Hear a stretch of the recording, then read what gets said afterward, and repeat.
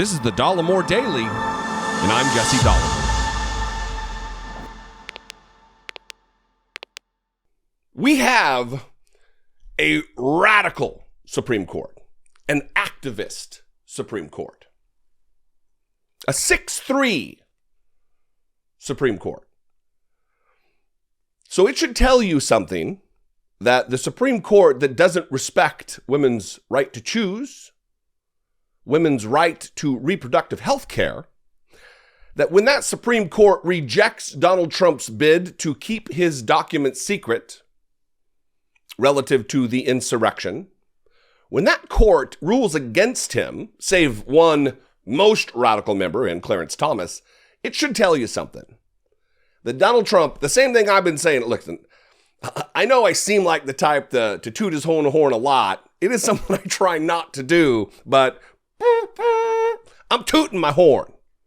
Because a lot of pundits on cable news have been saying, well, maybe Donald Trump does have a right. Maybe he can claim executive privilege. Maybe he does have control over the documents from his administration in the National Archives. I've contended, look, I'm not a lawyer, but it seems to be a common sense thing that the current sitting president of the United States is the one man who governs, not the former president. The former president doesn't get to say whether executive privilege should be upheld. And the Supreme Court agrees. Not just specifically on the matter of executive privilege, but that Donald Trump doesn't have control, doesn't have the will, the authority, does not have standing to say that no, all those records that will implicate my wrongdoing during the course of the January 6th insurrection, they have to stay secret. I'm going to read a little bit from this Washington Post article because today or yesterday, leading to today, big day. These documents aren't going to be made public yet, hopefully in the course, because this is of important. It is of note. It is in the public interest that we know what our president did on that day. So I hope they do end up being public. I'm not going to scream and yell for it now because the investigation is ongoing. But let me read a little bit from this article entitled Supreme Court Rejects Trump's Request to Withhold January 6 Materials from House Committee Investigating the Capitol Riot. The Supreme Court on Wednesday rejected former President Donald Trump's request to block the release of some of his White House records to a congressional committee investigating the January 6, 2021 attack on the United States Capitol. The order turned aside Trump's request to block the records released while the case regarding his assertion of executive privilege continues through the courts. It means there is no legal obstacle to release of the materials from the National Archives, which President Biden has approved. The Trump lawyers have argued that would make the case moot. White House spokesman Michael Gwynn said the court's ruling was an important step forward in the probe. Quote, the former president subverted the Constitution in an attempt to overturn a lawful and fair election. His actions represented a unique and existential threat to our democracy, and President Biden has been clear that these events require a full investigation to ensure that what we saw on January 6 can never happen again. And that is the role of the Select Committee. They do not have prosecutorial authority. Obviously, they are a lawmaking body, but they will make laws. They intend to get to the bottom of what took place to ensure it doesn't happen again, whether that be through legislation or whether that just be through appropriation of funds to buttress the security of the United States Capitol. Because being somebody who worked in that building for years, in the building, not in the office building surrounding, I was alarmed when I saw them breach the Capitol with just police shields breaking windows. Something absolutely is necessary to take place to make it more secure. Because hundreds, if not thousands of people work there.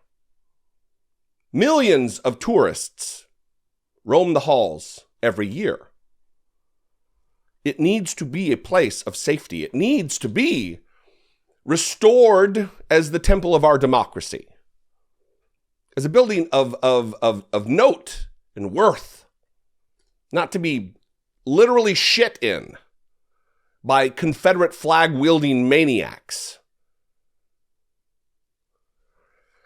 It was a major victory for the House Select Committee, which has been aggressive in going after Trump's records, issuing subpoenas to his allies, and focusing on the president's actions during the insurrection. Quote, "The Supreme Court's action tonight is a victory for the rule of law and American democracy," Committee Chairman Benny Thompson, Democrat of Mississippi, and Vice Chair Liz Cheney, Republican of Wyoming, said in a joint statement. Quote, "The Select Committee has already begun to receive records that the former president had hoped to keep hidden.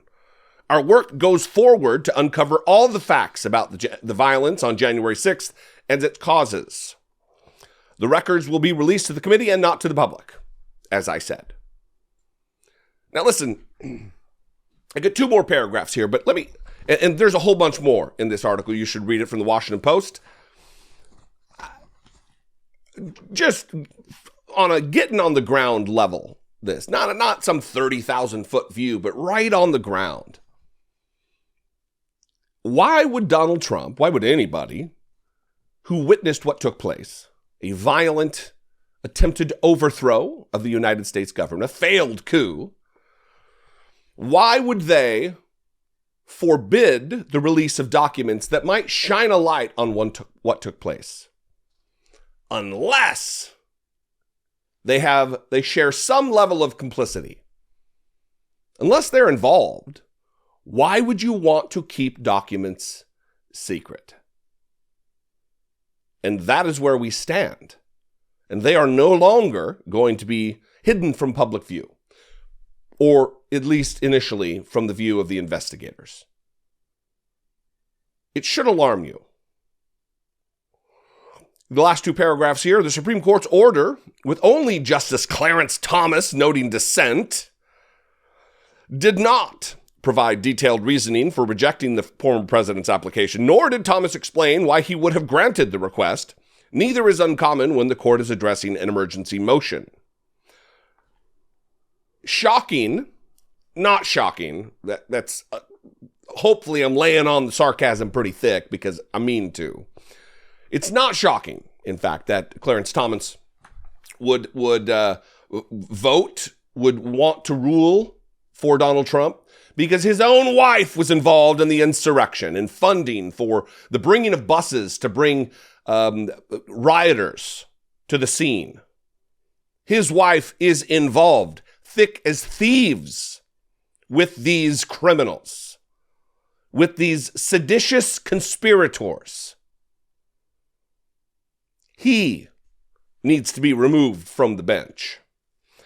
But it was another defeat for Donald Trump at the Supreme Court, where he chose a third of the sitting justices. Again, radical Supreme Court.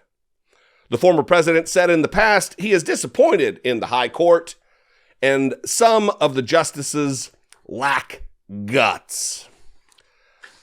Because that's what you need when you're a Supreme Court justice in these United States. Guts. And by guts, he means they don't have the guts to support him to do the wrong thing. What guts do they need to have? They are appointed for life. They're secure in their job. It doesn't matter what public opinion is of them. As long as they're not being criminals, they're safe. They don't need guts. The logic of Donald Trump. If you get it, I wonder about you, because it perplexes me. What do you think, though, about all of this? Are we on the right track? I'd love to know. You can call, leave me a brief voicemail, 714-576-4054. Of course, you can email me daily at dollemore.com. Things are progressing. A little slower than I would like, but they are progressing, and that is good news. Follow me on social media. I am at Dollemore just about everywhere. Twitter, Instagram, TikTok, the social media. I'm out there. And if I bring you value, but only if I do. Listen, I say this all the time, and I mean it. If there's somebody else out there on the platform who does what I do, who works in this space, independent political commentator, and they do more for you, support that person. Throw a couple dollars a month their way, because these times that we live right now, what I do and the people who do it also, it is precarious. If I am your flavor, a political commentator, please consider supporting me. You can click the join button below this video, become a channel member, or head on over to patreon.com/IDoubtIt podcast. Anyway, I love you guys. I appreciate you. Good news. Be buoyed by it, because it is absolutely good news. I'll see you next time. I love and appreciate every single one of you, even the haters. It's been a long day already. I'll see you next time. I love you guys. Be genuine.